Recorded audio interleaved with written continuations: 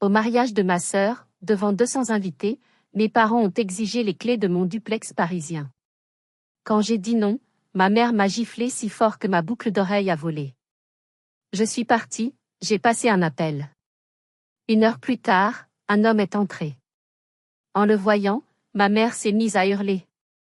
Je m'appelle Éléonore, j'ai 32 ans, et ce qui s'est passé au mariage de ma sœur est devenu une sorte de légende macabre dans notre communauté d'affaires. Imaginez la scène. Un château majestueux, baigné de la douce lumière de la vallée de la Loire. 200 invités triés sur le volet, le son des verres de cristal qui s'entrechoquent et des rires étouffés. Et puis, le silence. Un silence provoqué par la main de ma propre mère, s'abattant sur ma joue avec une force si brutale que ma boucle d'oreille en perles, un bijou que je m'étais offert pour célébrer mon premier million d'euros de bénéfices, a été projeté à travers le sol en marbre. La raison de cette agression publique ? Un simple mot. Non. Un non ferme à leur demande de céder les clés de mon duplex parisien de 3 millions d'euros, là, sur le champ, comme une vulgaire offrande. Mais ce que personne dans cette salle bondée n'avait anticipé, c'était la suite. Quand, 1 heure plus tard, le PDG de l'un des plus grands fonds d'investissement de Paris a franchi les portes du château, le cri de pure terreur de ma mère a résonné plus fort que n'importe quel applaudissement. Avant de vous plonger dans les détails de cette journée qui a redéfini ma vie, j'aimerais savoir d'où vous m'écoutez. Quelle que soit votre ville, votre pays, laissez-moi un commentaire avec votre localisation et l'heure qu'il est chez vous.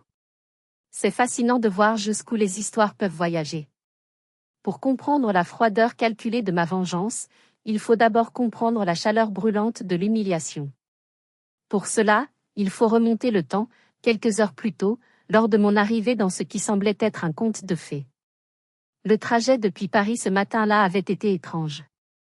En voyant les flèches du château de Valois se dessiner à l'horizon, je n'avais pas ressenti l'excitation joyeuse d'une réunion de famille, mais plutôt une sourde appréhension, ce sentiment familier d'enfiler une armure avant d'aller au combat. J'avais espéré, bêtement, que cette journée serait différente. Je suis arrivée à 8 heures précises. La grande salle de bal était une vision de perfection, des cascades de roses blanches, des rubans dorés, une lumière douce qui donnait l'impression que l'on flottait dans un nuage. C'était le mariage de rêve d'Agathe, ma petite sœur, un rêve que j'avais largement financé avec un virement de 50 000 € quelques mois plus tôt. Un détail, bien sûr, destiné à rester dans l'ombre, comme la plupart de mes contributions à cette famille. Éléonore, enfin te voilà. La voix de ma mère, Martine, a coupé court à ma contemplation. Son regard m'a balayé de la tête aux pieds, s'arrêtant sur mon tailleur pantalon Yves Saint Laurent d'un blanc immaculé. Vraiment, ma chérie? Tu n'aurais pas pu faire un effort? Choisir quelque chose de plus, féminin? On dirait que tu sors d'une réunion au sommet de la Défense, pas que tu viens célébrer l'amour. Je lissai un pli invisible sur ma veste. Cette tenue était mon armure, justement. Elle représentait tout ce que j'étais, tout ce que j'avais bâti. Bonjour à toi aussi, maman. Tout est magnifique. Elle ignora le compliment, ses yeux déjà tournés vers le podium. Agathe est une vision dans sa robe, dit-elle, sa voix vibrant d'une fierté exclusive. Une vraie princesse. Elle rayonne. La comparaison était là, implicite et éternelle. J'étais la femme de tête, la femme de pouvoir, froide et cérébrale. Agathe était la femme de cœur, la princesse douce et aimante. Dans leur esprit, il n'y avait pas de place pour les deux chez une seule femme. Alors qu'ils me regardaient avec ce mélange de déception et de légère incompréhension, le souvenir de ma joue brûlante me traversa l'esprit. Ce n'était pas la douleur physique qui m'avait le plus marqué. C'était le son. Le son cristallin du dernier fil d'espoir, celui auquel je m'étais stupidement accroché pendant 32 ans, qui venait de se rompre.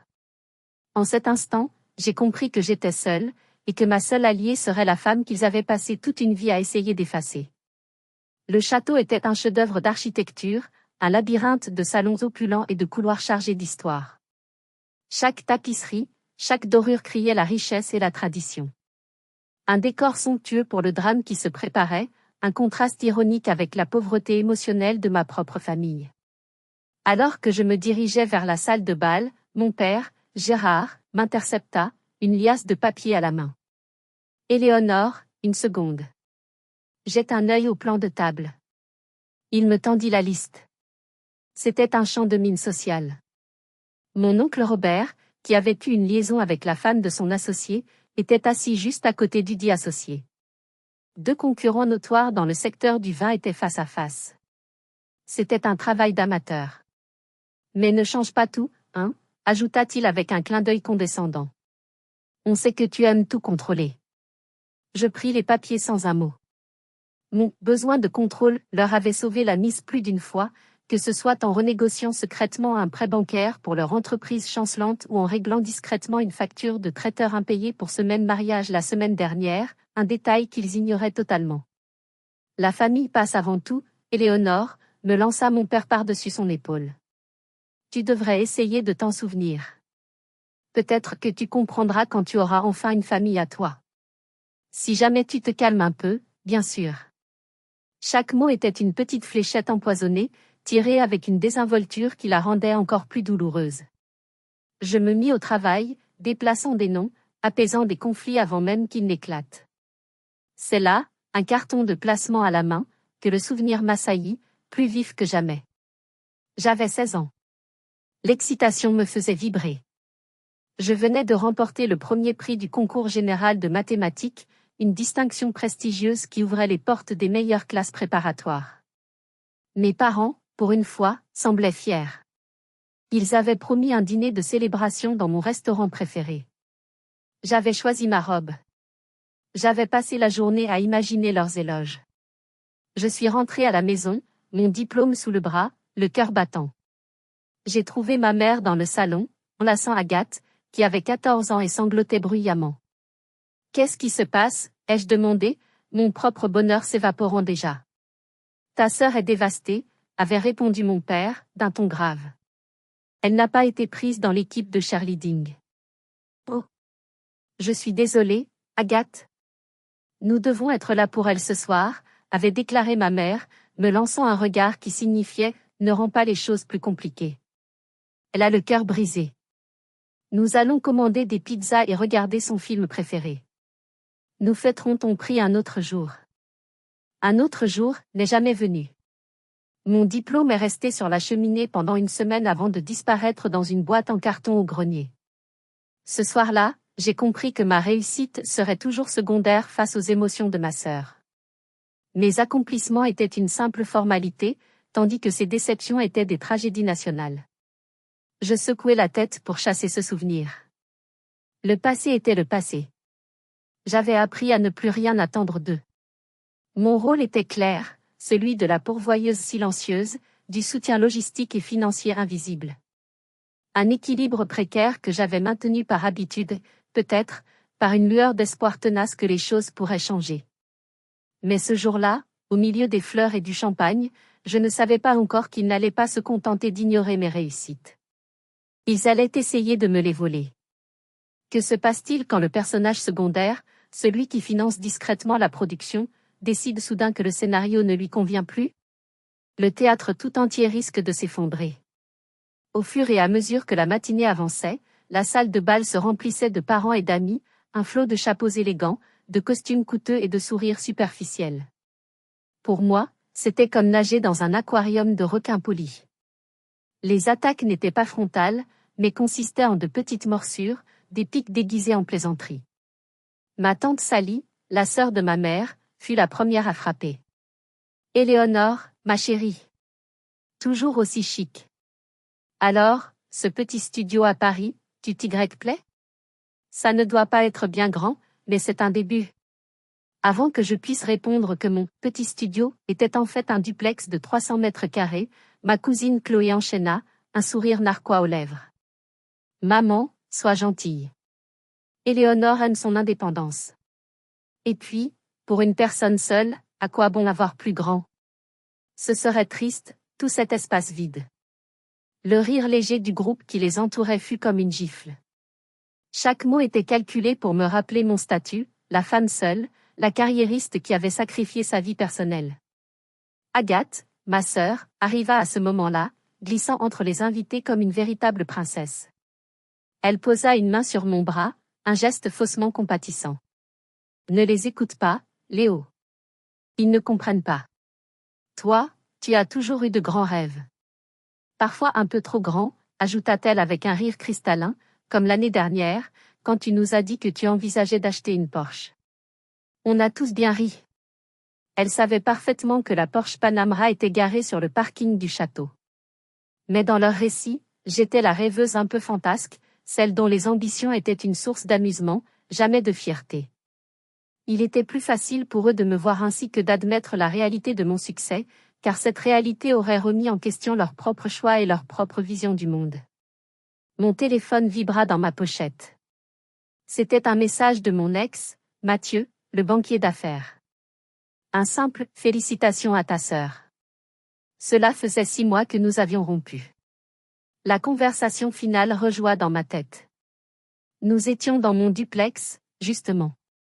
Il regardait la vue sur Paris, un verre de vin à la main. Je ne peux pas, Éléonore, avait-il dit, sa voix tendue. Je ne peux pas rentrer le soir et me sentir comme le second rôle. Ton nom ouvre plus de portes que le mien. Tu gagnes plus que moi. Je suis censé être l'homme, celui qui protège, qui pourvoit. Avec toi, je me sens accessoire. Son aveu m'avait brisé, non pas parce que je l'aimais éperdument, mais parce qu'il confirmait ma plus grande peur, que ma force soit mon plus grand obstacle à une vie normale. Ce duplex n'était pas seulement le fruit de mon travail. C'était le refuge que j'avais construit après avoir compris que je devais être ma propre protectrice, ma propre pourvoyeuse. C'était ma forteresse contre un monde qui n'était pas encore tout à fait prêt pour des femmes comme moi. C'était l'endroit où je n'avais pas à m'excuser d'être brillante, où je n'avais pas à diminuer ma lumière pour ne pas éblouir l'ego d'un homme. Il voyait des murs et des fenêtres. Je voyais ma liberté, ma sécurité, mon sanctuaire. Et un sanctuaire, par définition, n'est pas à vendre, ni à donner. Il se défend. Étais-je vraiment prête à mener cette bataille, ici et maintenant, au risque de tout faire exploser? La question n'était plus de savoir si j'en avais le courage, mais si j'avais encore le choix. Épuisée par cette comédie sociale, je me suis échappée sur une terrasse adjacente, cherchant un peu d'air frais. La musique de la salle de bal me parvenait, étouffée, un fond sonore pour mes pensées tumultueuses. Je me suis accoudée à la balustrade en pierre, contemplant la symétrie parfaite des jardins. C'est là, caché par un large pilier et le feuillage d'un rosier grimpant, que j'ai entendu leur voix. Des chuchotements. Des murmures qui allaient transformer ma lassitude en une fureur glaciale. C'étaient mes parents. Ils pensaient être seuls. Tout se passe comme prévu, dit ma mère, sa voix empreinte d'une satisfaction complice. Elle ne se doute de rien. Après mon toast, enchaîna mon père, juste après avoir parlé d'Agathe, je ferai l'annonce. Je dirai qu'en ce jour spécial, la famille se serre les coudes et qu'Éléonore, dans un élan de générosité, offre son duplex. Formidable, le coupe à ma mère. Devant tout le monde, elle ne pourra pas refuser. Ce serait une humiliation totale pour elle et pour nous. Elle est trop soucieuse de son image pour ça. Elle sera obligée d'accepter en souriant.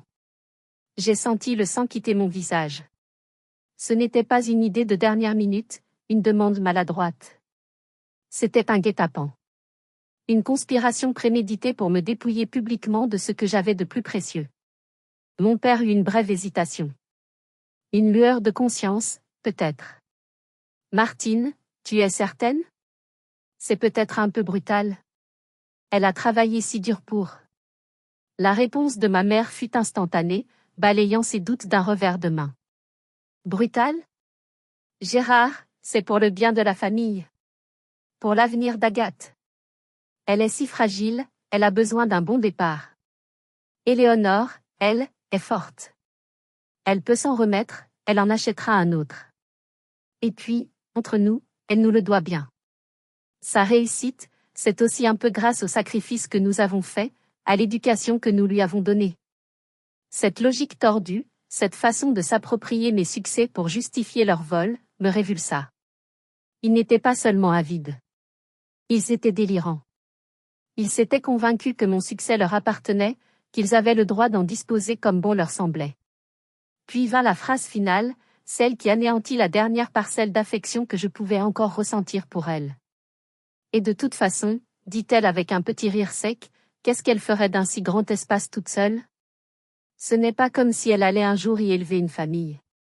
Il vaut mieux qu'il serve à ceux qui construisent un vrai foyer. Un calme étrange s'est emparé de moi. Ce n'était plus de la tristesse. Ce n'était plus de la colère. C'était une clarté absolue. Le deuil d'une relation qui n'avait jamais vraiment existé. L'espoir que j'avais entretenu pendant des années, l'espoir qu'un jour il me voit vraiment, venait de mourir. Et de ses cendres naissait une résolution froide et implacable. Si vous avez déjà senti que les « bonnes intentions » de votre famille ressemblaient étrangement à de la manipulation, tapez « je comprends » dans les commentaires. Vous n'êtes pas seul. Ce sentiment d'être piégé par ceux qui devraient vous protéger est une prison invisible. Restez avec moi, car ce qui suit est la chronique d'une évasion spectaculaire. Je suis resté immobile jusqu'à ce que j'entende leur pas s'éloigner. Puis je suis retourné dans la salle de bal. Mon visage était un masque de sérénité. Mais à l'intérieur, la machine était en marche. Ils avaient prévu un petit drame familial. Ils allaient avoir droit à une production hollywoodienne. L'heure de la réception était arrivée. Les tables étaient dressées, le champagne coulait à flots, et un orchestre jouait des airs classiques en sourdine. Je me suis assise à la table qui m'était assignée, un peu à l'écart de la table d'honneur, comme toujours. Je sentais les regards sur moi, mais je gardais un sourire poli, une façade de calme olympien. À l'intérieur, chaque seconde qui passait était comme le tic-tac d'une bombe à retardement. Finalement, le moment est venu. Mon père s'est levé, a délicatement tapoté son verre, et le brouhaha s'est calmé. Il s'est éclairci la voix, rayonnant d'une fierté paternelle parfaitement jouée. Il a commencé par un discours convenu, rempli de clichés sur l'amour, le mariage, la beauté de sa fille cadette Agathe. Il a parlé de son grand cœur, de sa douceur, de la joie qu'elle apportait à leur vie. Il a loué son nouveau mari, Damien, le qualifiant de fils qu'il n'avait jamais eu.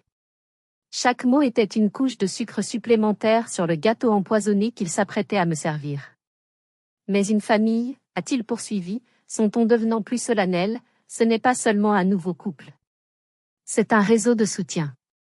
C'est la solidarité. C'est savoir que dans les moments importants, on peut compter les uns sur les autres. Il a marqué une pause, laissant ses paroles infuser l'atmosphère. Son regard a balayé la salle et s'est posé sur moi. Un sourire bienveillant. Le sourire du bourreau. C'est pourquoi, en ce jour de célébration, nous sommes particulièrement touchés par le geste d'une autre personne. Ma fille aînée, Éléonore. Un murmure parcourut l'assemblée. Les têtes se tournèrent vers moi. Je sentais le poids de 200 perdus. Nous savons tous qu'Éléonore a magnifiquement réussi sa carrière à Paris. Et dans un élan de générosité et d'amour fraternel qui honore notre famille, elle a décidé d'offrir le plus beau des cadeaux pour aider ce jeune couple à démarrer. Nous sommes donc incroyablement fiers et heureux d'annoncer qu'Éléonore offre son magnifique duplex parisien à Agathe et Damien. Un tonnerre d'applaudissements. Des exclamations admiratives. Des « oh, c'est merveilleux » qui fusaient de toutes parts. Agathe, la comédienne parfaite, porta ses mains à sa bouche, ses yeux s'écarquillant de surprise et de joie feinte. Damien la serra dans ses bras, l'air abasourdi et ravi. La pièce était magnifiquement jouée. Éléonore, ma chérie, viens nous rejoindre, m'a appelé mon père, son bras tendu vers moi. Viens recevoir les applaudissements que tu mérites. Le piège était parfait. Comment dire non? Comment refuser devant une telle audience sans passer pour un monstre d'égoïsme et de froideur? Comment gâcher le plus beau jour de la vie de sa sœur? Pendant une fraction de seconde, la tentation a été immense. La tentation de me lever, de sourire, de jouer le jeu. La tentation de la facilité. La paix, même fausse, est parfois préférable à la guerre. Je pouvais céder. Je pouvais acheter leur affection, leur approbation, pour le prix d'un appartement. Je pouvais mettre fin à des années de lutte pour être accepté. Mais alors que j'allais me lever, mon regard a croisé celui de ma mère. Elle me souriait. Mais ce n'était pas un sourire de fierté. C'était un sourire de triomphe. Le sourire de quelqu'un qui vient de remporter une partie d'échecs. Et dans ce sourire, J'ai vu mon avenir si j'acceptais, un avenir où je ne serais plus qu'un pion sur leur échiquier, une ressource à déplacer au gré de leurs besoins. J'ai revu le visage de Mathieu me disant que je le faisais sentir accessoire.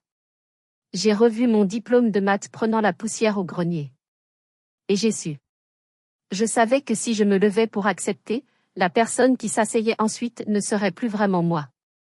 J'ai posé mon verre de champagne sur la table. Le son du cristal sur la nappe a été à peine audible, mais pour moi, il a résonné comme un coup de marteau de juge. Je me suis levée. Lentement. La salle a retenu son souffle, s'attendant à un discours de remerciement. Pardon, ai-je dit, ma voix calme, mais portant un tranchant qui a coupé net les applaudissements.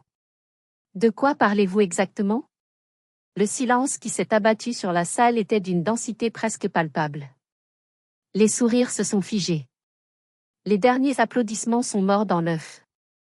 Mon père, au micro, a eu un rire nerveux, tentant de désamorcer ce qu'il espérait n'être qu'une mauvaise plaisanterie. Allons, Éléonore, ne sois pas si modeste, a-t-il tenté. Nous parlons de ton merveilleux cadeau. Ton duplex. Mon duplex, ai-je répété, comme si j'entendais le mot pour la première fois. J'ai balayé l'audience du regard, m'arrêtant sur quelques visages familiers des associés de mon père, des amis de la famille. Il me semble que les décisions concernant ma propriété me reviennent. Et je n'ai aucun souvenir d'une telle conversation. Le visage de mon père a commencé à virer au rouge. Éléonore, ce n'est ni le moment ni l'endroit pour tes états d'âme. Ne sois pas égoïste. C'est le jour de ta sœur. C'est précisément parce que c'est son jour que je trouve cette mise en scène publique particulièrement déplacée, ai-je rétorqué, ma voix restant sur le même ton calme et mesuré. J'étais dans mon élément, la négociation hostile. Ma mère n'a pas pu se contenir plus longtemps. Elle a arraché le micro des mains de mon père. Assez. Sa voix était stridente, perçant le silence. C'est un cadeau de la famille. Ta réussite est celle de la famille. Il est normal que tu partages. Je partage volontiers, maman. J'ai contribué à hauteur de 50 000 € pour ce mariage. Mais, partager et être spolié sont deux choses très différentes. Ma propriété n'est pas à votre disposition. Le mot « spolié » a fait l'effet d'une bombe. Des murmures indignés ont parcouru la salle. Agathe, voyant que la situation lui échappait, a fondu en larmes, cette fois-ci des larmes bien réelles de rage et de frustration. Tu gâches tout, a-t-elle sangloté dans son propre micro. Je savais que tu ne supportais pas mon bonheur. C'est à ce moment que les autres se sont sentis autorisés à intervenir, comme une meute sentant le sang. Éléonore, un peu de décence, a lancé mon oncle Tom. Ta sœur fonde une famille. Toi, tu n'as personne. À quoi te sert tout cet espace? Pense un peu aux autres pour une fois, a crié ma cousine Chloé. La pression était immense, un mur de reproches qui se refermait sur moi. Ils voulaient me faire plier, me faire sentir coupable, anormal. Mais leur attaque a eu l'effet inverse. Elle a solidifié ma résolution. Ma situation personnelle, ou l'usage que je fais de ma propriété, ne regarde personne ici, ai-je déclaré, ma voix se faisant plus forte. Et je suis surprise, papa, que tu tentes de prendre une décision financière d'une telle ampleur en mon nom. Toi qui as toujours eu tant de difficultés à gérer tes propres finances. La pique était directe, et elle a touché sa cible. Je savais que son entreprise était fragile, qu'il dépendait d'investisseurs extérieurs. Le mentionner publiquement était un coup bas, mais ils avaient commencé cette guerre. C'est là que ma mère a perdu tout contrôle. Son visage était déformé par la haine. Comment oses-tu? Espèce de petite garce arrogante et sans cœur. Une femme qui réussit devrait être un pilier pour sa famille, pas une comptable qui compte ses sous. Tu te pavanes dans ta forteresse dorée à Paris, seule, et tu nous regardes de haut. Sa tirade a révélé la véritable nature de son ressentiment. Ce n'était pas une question de besoin, c'était une question de principe. Mon succès, mon indépendance, était une insulte à son ordre du monde. Ma forteresse, comme tu dis, ai-je répondu, ma voix tremblante de la fureur que je contenais à grand-peine, je l'ai construite brique par brique, avec mon travail, pendant que vous me disiez que j'étais trop ambitieuse. Elle me protège, oui. Elle me protège de la cupidité et de la manipulation. Le visage de ma mère est passé de la fureur à une rage blanche et froide. Elle a lâché le micro, qui est tombé sur la table avec un bruit sourd. Et elle a commencé à marcher vers moi. D'un pas lent et déterminé. Le débat était terminé. La violence allait commencer. Elle a fendu la foule, qui s'est écartée sur son passage comme la mer Rouge devant Moïse. Les invités étaient figés, mi-horrifiés, mi-fascinés par le spectacle. C'était la collision inévitable de deux forces irréconciliables. Elle représentait le passé, la tradition, le sacrifice au nom du collectif familial. Je représentais le futur, l'indépendance, l'affirmation de soi. Arrivée à ma hauteur, elle s'est penchée, son visage à quelques centimètres du mien. Je pouvais sentir son souffle chaud, sentir l'odeur de son parfum floral, une odeur qui, pour moi, serait à jamais associée à la contrainte et au jugement. « Tu vas la fermer maintenant » a-t-elle sifflé, sa voix un murmure venimeux que seuls les plus proches pouvaient entendre. « Tu vas sourire, dire que c'était une blague, et tu vas donner ces foutues clés. » C'est compris. J'ai soutenu son regard sans ciller. Et j'ai prononcé le mot qui a scellé mon destin. Non. Je n'ai même pas vu sa main partir. Il y a eu un mouvement flou, le sifflement de l'air, puis l'impact. Brutal. Le son a claqué dans le silence de la salle. Un crack sec, obscène, amplifié par l'acoustique parfaite du château. Ma tête a été projetée en arrière. Une douleur fulgurante a explosé sur ma joue gauche. Le temps a semblé se suspendre. J'ai vu, comme au ralenti, ma boucle d'oreille en perles et diamants, le symbole de ma première grande victoire en solo, se détacher de mon lobe. Elle a volé dans les airs en un arc scintillant, un petit satellite d'or blanc éjecté de son orbite, avant de heurter le sol en marbre avec un ping minuscule et cristallin, un son d'une clarté terrible qui a semblé résonner pendant une éternité. Un hoquet collectif a parcouru l'assemblée. C'était le son de 200 personnes réalisant qu'une ligne infranchissable venait d'être franchie. Ce n'était plus un drame familial gênant.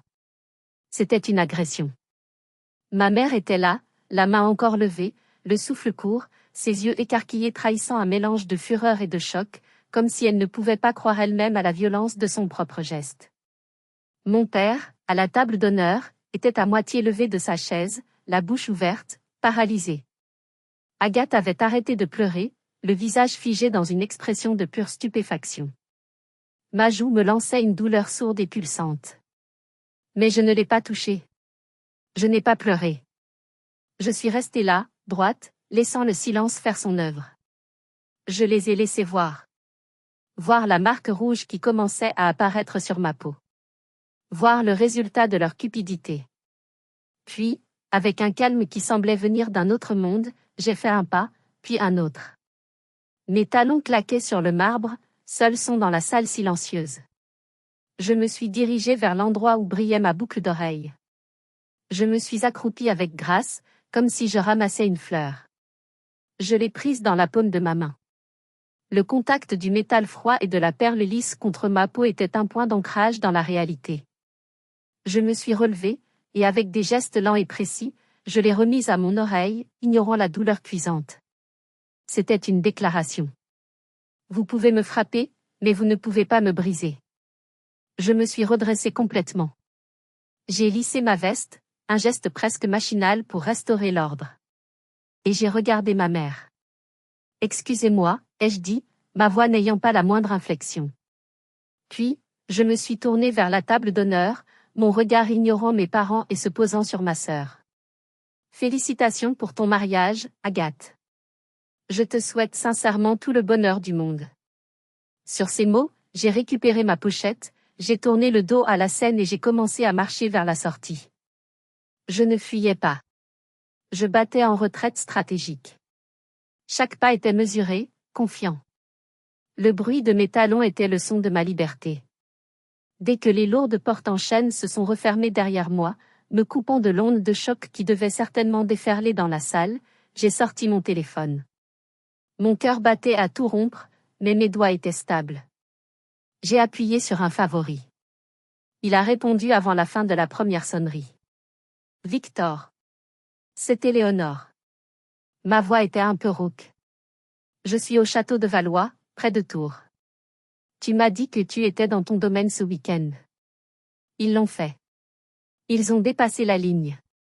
J'ai besoin de toi. Code rouge. Ce geste, cette humiliation publique. Avez-vous déjà eu envie de tout faire sauter et de recommencer à zéro? Appuyez sur le bouton « J'aime » si vous croyez qu'il n'est jamais trop tard pour se défendre. Car la meilleure vengeance n'est pas impulsive. Elle est stratégique, précise, et elle est sur le point de commencer. Le retour à Paris fut surréaliste. J'ai conduit avec une concentration extrême, les mains serrées sur le volant de ma Porsche, la musique classique jouant doucement à la radio. Le monde extérieur continuait de tourner, ignorant le cataclysme qui venait de secouer mon univers. En arrivant devant mon immeuble, le portier m'a salué avec son sourire habituel. Il n'a rien remarqué, ou a eu la décence de ne rien dire sur la marque rouge qui colorait encore ma joue. Une fois à l'intérieur de mon duplex, le silence m'a enveloppé. J'ai enlevé mes chaussures, j'ai posé ma pochette sur la console en marbre. J'ai marché jusqu'à l'immense baille vitrée et j'ai regardé Paris s'étendre à mes pieds. Ma forteresse. Mon sanctuaire. J'ai pris une poche de glace dans le congélateur et je l'ai appliquée sur mon visage, la sensation de froid intense apaisant la brûlure. Et j'ai attendu. Je savais que Victor était un homme d'action. Le « code rouge » était un protocole que nous avions établi en plaisantant à moitié il y a des années, après qu'un partenaire commercial ait essayé de me déstabiliser avec des remarques sexistes lors d'une négociation à Tokyo. Cela signifiait « intervention maximale requise, toutes les ressources disponibles ». Je ne pensais jamais avoir à l'utiliser contre ma propre famille. Pendant ce temps, au château, la situation était en train d'évoluer. Une de mes cousines, Léa, qui avait toujours été plus gentille que les autres, m'a envoyé des messages, me racontant la scène en direct. « OMG Léo, tu n'imagines pas le chaos ici », disait le premier message. Ta mère est en pleurs, ton père essaie de calmer tout le monde, dit que tu es surmené et fragile émotionnellement. Point. Puis, 1 heure après mon départ, un homme vient d'arriver. Très classe, au costume. Avec 2 autres types qui ressemblent à des gardes du corps ou des avocats. Tout le monde s'est tu. Il est intimidant. Le message suivant arriva quelques minutes plus tard, vibrant d'excitation. Il vient de serrer la main de Madame Dubois. Comme s'ils étaient de vieux amis. Ton père est livide. Ta mère a arrêté de pleurer et le regarde comme s'il était un fantôme. Qui est ce type? Victor était arrivé. Et il jouait sa partition à la perfection. Il savait que le pouvoir ne s'exprime pas par des cris, mais par le calme, la reconnaissance et les alliances visibles. En saluant publiquement Madame Dubois, il venait de tracer une ligne dans le sable, d'un côté, les acteurs majeurs comme eux, de l'autre, les petits joueurs comme mon père. Puis, mon téléphone a sonné. C'était lui. Éléonore, tu es en haut-parleur. J'espère que tu as mis de la glace sur ta joue. Le spectacle est sur le point de commencer. Sa voix était calme, mais je pouvais déceler une note d'acier. Il a pris la parole. Sa voix, amplifiée par le micro que mon père avait abandonné, portait sans effort dans toute la salle. Bonsoir à tous. Excusez mon intrusion. Mon nom est Victor Renault. Je suis le PDG de Renault Capital. Un murmure parcourut la salle. Le nom était connu de tous ceux qui lisaient les pages économiques. La plupart d'entre vous me connaissent pour mes activités financières, a-t-il poursuivi. Mais je suis ici ce soir pour une raison plus personnelle. Je suis ici en tant que patron et mentor d'Éléonore. Il a laissé le nom flotter dans l'air. Et je tiens à clarifier quelques points.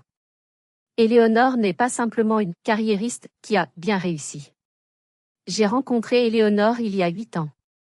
Elle était une analyste junior, fraîchement sortie d'école.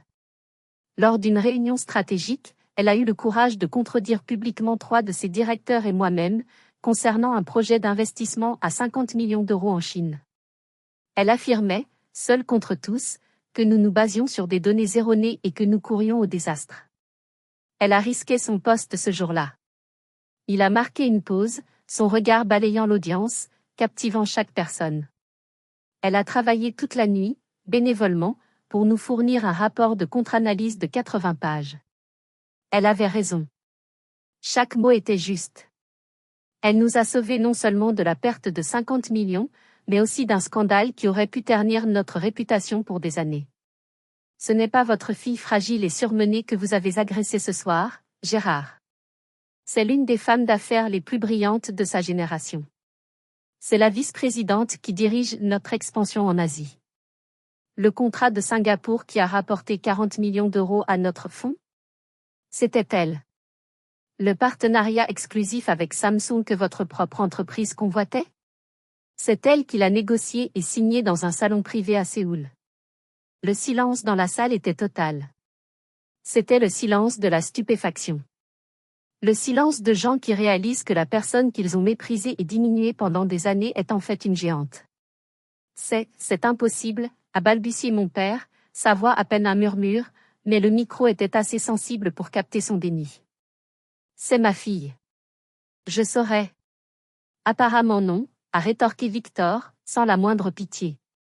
Et cela nous amène au sujet de la propriété. Le duplex que vous avez si généreusement offert en son nom. Laissez-moi être très clair. Ce bien ne lui a pas été simplement vendu. Il fait partie intégrante de son package de rémunération exécutive, une prime de rétention que j'ai personnellement structurée pour m'assurer qu'elle reste chez Renault Capital et ne cède pas aux offres de nos concurrents. En d'autres termes, c'est un actif de l'entreprise, détenu en son nom. Il a laissé cette information infuser. Mon duplex n'était pas seulement ma maison, c'était un investissement stratégique de son entreprise. Et un tel package, a-t-il poursuivi, son ton devenant plus tranchant, est assorti de clauses de protection. Des clauses qui s'activent lorsqu'un de nos cadres supérieurs fait l'objet de pression, de menaces, comme nous l'avons vu ce soir, d'une agression physique visant à le contraindre à céder des actifs liés à l'entreprise. C'est une affaire de famille, a crié ma mère, retrouvant un peu de sa combativité. Vous n'avez pas le droit de vous en mêler. Madame, a dit Victor, le moment où votre mari a fait cette annonce au micro et où vous avez giflé votre fille devant 200 personnes et une caméra diffusant en direct sur Internet, c'est le moment précis où ce n'est plus devenu une affaire de famille. C'est devenu une affaire d'image, de droit, et de gros sous. En parlant de ça, le direct a maintenant atteint plus de 50 000 vues. Félicitations, vous êtes viraux. Le frère de Damien, le jeune homme qui filmait, est devenu pâle comme un fantôme et a tenté de cacher son téléphone. Trop tard. Mais il y a un autre document dont nous devons discuter, Gérard, a dit Victor, et c'est là que le piège s'est refermé. Un document que vous avez signé il y a 5 ans. À l'époque, votre entreprise était au bord du gouffre. Vous aviez besoin d'une injection de capital en urgence. Un fonds d'investissement basé au Luxembourg vous a sauvé la mise, en rachetant discrètement 40% de vos parts. Mon père hochait la tête, ne comprenant pas où Victor voulait en venir. Ce fonds luxembourgeois, a révélé Victor, est une filiale à 100% de Renault Capital. Je suis votre principal actionnaire, Gérard. Depuis 5 ans. Si le silence précédent était celui de la stupéfaction, celui-ci était le silence de l'apocalypse. Mon père a semblé vieillir de 20 ans en l'espace de 10 secondes. Il s'est affalé sur sa chaise, le souffle coupé. L'un des avocats de Victor s'est alors avancé, digne et silencieux. Il a posé sur la table d'honneur un lourd dossier relié en cuir. Il l'a ouvert à une page marquée d'un onglet jaune vif. Je vous invite à relire attentivement la page 47 de notre accord d'actionnaire, a instruit Victor. La clause 15.3. Elle est intitulée « Turpitude morale et conduite préjudiciable à la réputation de l'entreprise ». Elle stipule que si un dirigeant clé se livre à des actes déshonorants, illégaux ou susceptibles de nuire gravement à l'image et aux intérêts financiers de la société, le principal actionnaire a le droit de convoquer un conseil d'administration extraordinaire et de demander un vote pour sa révocation immédiate. Victor a fait un pas vers mon père. Je pense, Gérard, que nous avons suffisamment de preuves pour affirmer que les conditions de cette clause sont amplement remplies. Alors, voici ma question. Préférez-vous que nous ayons cette conversation lundi matin avec les autres membres du Conseil, ou préférez-vous présenter des excuses publiques, sincères et complètes à la femme que vous avez humiliée ce soir? L'ultimatum de Victor a suspendu le temps. La salle entière semblait retenir son souffle, attendant de voir comment mon père allait réagir. Mais il était brisé. Assis sur sa chaise, il regardait le document sur la table comme s'il s'agissait d'un serpent venimeux. Il était incapable de prononcer un mot. Ce fut Madame Dubois qui brisa le silence.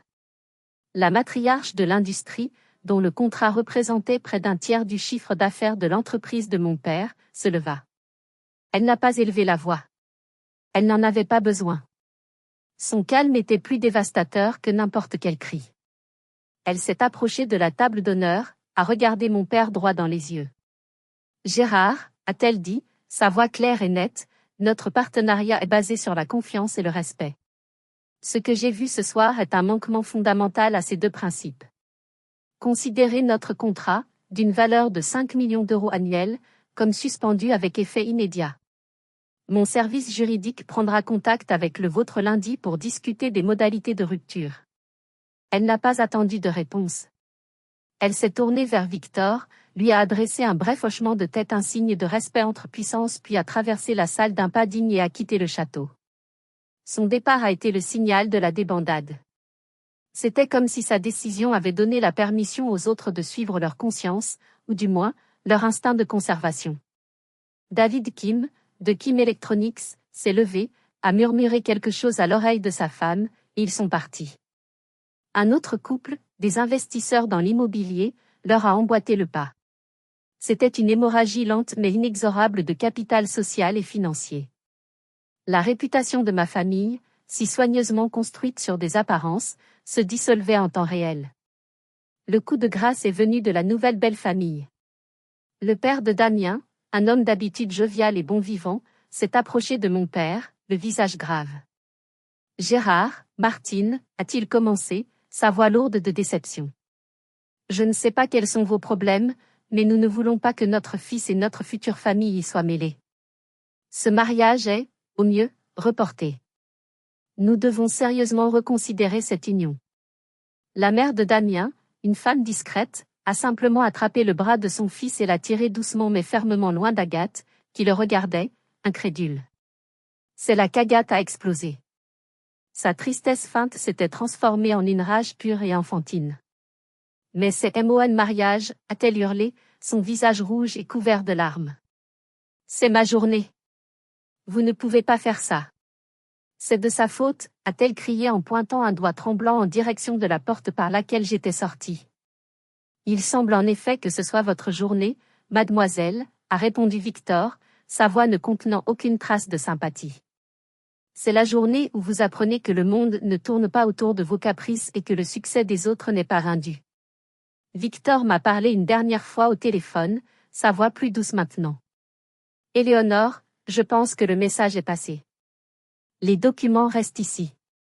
Tes parents connaissent leurs options. La balle est dans leur camp. Reste chez toi. Repose-toi. On se voit lundi. Merci, Victor, ai-je murmuré, ma voix se brisant légèrement pour la première fois. Ne me remercie pas. Je protège mes meilleurs investissements, a-t-il dit avant de raccrocher. J'étais assise dans l'obscurité de mon salon, écoutant les sons lointains de la ville. Là-bas, dans un château de contes de fées, un royaume de carton-pâte s'effondrait. Un monde construit sur le déni, le sacrifice et le silence. Mon ancien monde. Et pour la première fois depuis des années, je sentais le poids sur mes épaules s'alléger. La guerre était finie. La reconstruction pouvait commencer. Le week-end qui a suivi fut l'un des plus étranges de ma vie. Je suis restée cloîtrée dans mon duplex, coupant mon téléphone la plupart du temps, laissant les ondes de choc se propager sans moi. Mais l'information filtrait quand même. Le mariage de l'enfer en Loire-Atlantique était le sujet de conversation de tous les cercles d'affaires.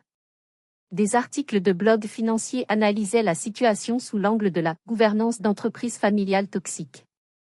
La vidéo de la gifle, filmée sous un mauvais angle mais parfaitement claire, avait été intégrée dans des compilations sur YouTube intitulées « Quand les mariages tournent mal ».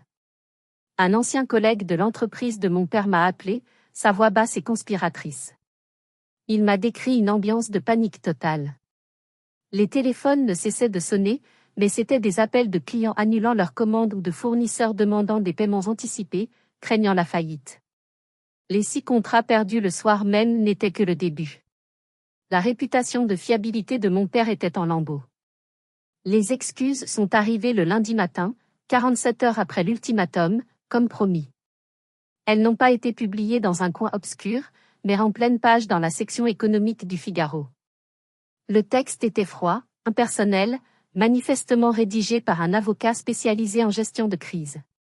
Je, Gérard Dubois, présente mes excuses les plus sincères et sans réserve à ma fille, Éléonore Dubois, pour mon comportement profondément inapproprié et regrettable lors d'un événement familial privé. Je reconnais publiquement ses réalisations professionnelles exceptionnelles, qui sont le fruit de son seul travail et de son talent. Je confirme son droit inaliénable et exclusif à la propriété de ses biens personnels. Cette affaire est, pour moi, désormais close et appartient à la sphère privée. Ma mère, elle, a choisi une autre voie. Incapable d'accepter la défaite, elle a publié une longue tirade sur son profil Facebook, le rendant public pour l'occasion. Elle y dépeignait le portrait d'une fille ingrate, matérialiste, corrompue par l'argent et le pouvoir, qui avait tourné le dos à une famille aimante pour protéger ses babioles. Elle se posait en victime, une mère au cœur brisé. Le message a été partagé, mais pas comme elle l'espérait. Les commentaires étaient assassins. Si votre amour se mesure en exigeant un appartement de 3 millions d'euros, madame, je plains vos enfants. La vidéo dit tout ce qu'il y a à savoir sur votre cœur brisé. Le narcissisme dans toute sa splendeur. Elle est devenue un mème, le symbole de la mère toxique. Puis, il y a eu Agathe. Elle m'a envoyé une série de messages de plus en plus hystériques. D'abord, des insultes. Puis des supplications, me demandant d'arranger les choses avec la famille de Damien. Et enfin, le coup de grâce. Tu as tout détruit. Mon mariage, la réputation de papa, tout ça pour un stupide appartement. J'espère que tu es heureuse, seule dans ta tour d'ivoire. J'ai lu son message, et je n'ai ressenti ni colère, ni pitié. Juste un vide immense. Le vide laissé par une relation qui n'avait jamais été celle d'une sœur. J'ai pris une profonde inspiration et j'ai tapé ma réponse finale, les mots venant facilement, car je les portais en moi depuis des années. Non, Agathe. Tu te trompes. Je n'ai rien détruit. La structure était pourrie depuis des années. J'ai juste arrêté de servir de pilier pour la soutenir. J'ai arrêté de servir de fondation à votre château de cartes. Maintenant, vous allez devoir apprendre à tenir debout tous seuls. Après avoir envoyé le message, j'ai ouvert mes contacts. J'ai trouvé le nom maman, puis papa, puis Agathe. Et pour chacun, j'ai appuyé sur l'option bloquer ce contact. L'acte était simple, presque banal. Mais le sentiment de finalité était immense. C'était le son de la porte de la prison qui se refermait, mais avec moi à l'extérieur. J'avais appris la leçon la plus dure. Parfois, pour se sauver, il faut amputer. Et ma famille était un membre gangrené qui menaçait d'infecter toute ma vie. La vie, après le séisme, a repris son cours, mais sur des fondations entièrement nouvelles. Le lundi matin, lorsque je suis entré dans le bureau de Victor, je m'attendais à un débriefing, peut-être même à une discussion sur les retombées médiatiques. Au lieu de cela, il m'a accueilli avec un simple dossier posé sur son bureau en acajou.